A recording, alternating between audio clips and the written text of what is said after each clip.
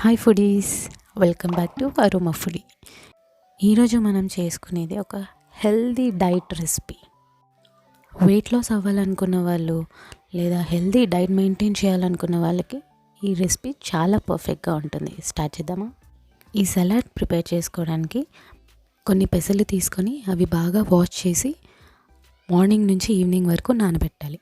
అలా నానబెట్టిన వాటిలో నుంచి వాటర్ తీసేసి డ్రై చేసుకొని ఒక పొడి బట్టలో చుట్టేసి పెట్టాలి. నెక్స్ట్ ఈవినింగ్ కల్లా ఇలా మొలకలుగా తయారవుతాయి. ఈ మొలకలు కొంతమంది డైరెక్ట్గా తినడానికి ఇష్టపడరు. అప్పుడు ఇలా మొలకల్ని ఒక బౌల్లోకి తీసుకొని బాగా మరగబెట్టిన నీళ్ళు ఇందులోకి వేసి ఒక 5 నిమిషాల పాటు మూత పెట్టి క్లోజ్ చేసేయాలి.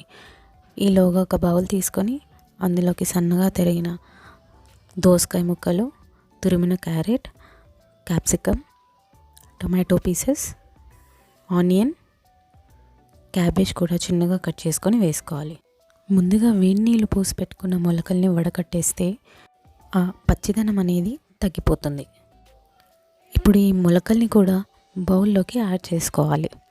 అలాగే చిన్నగా తరిగి పెట్టుకున్న కొత్తిమీరను కూడా ఇందులో వేసుకోవాలి. ఇప్పుడు ఒక పావు టీ స్పూన్ వరకు బ్లాక్ సాల్ట్, పావు టీ స్పూన్ జీరా పౌడర్, పావు టీ స్పూన్ మిరియాల పొడి, లెమన్ జ్యూస్ 2 టీ స్పూన్స్ కూడా యాడ్ చేసుకోవాలి. ఇలా అన్నీ యాడ్ చేసుకున్న తర్వాత కింద బేస్ నుంచి మొత్తం కలుపుకోవాలి.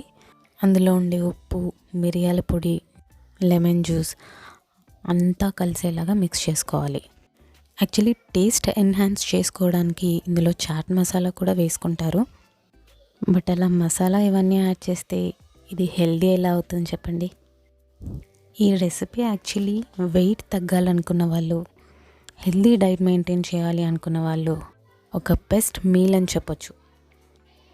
ఇప్పుడు ఆ సలాడ్ అంతా ఒక బౌల్లోకి ట్రాన్స్ఫర్ చేసుకొని లెమన్తో సర్వ్ చేసుకుంటే చాలా టేస్టీగా ఉంటుంది.